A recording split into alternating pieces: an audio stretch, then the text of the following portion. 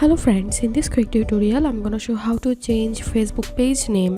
But before getting started this video, make sure to subscribe. How to 1 minute.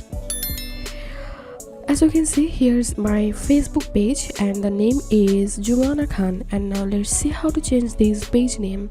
Scroll down to the left hand side and click on edit page information, and from here change your name.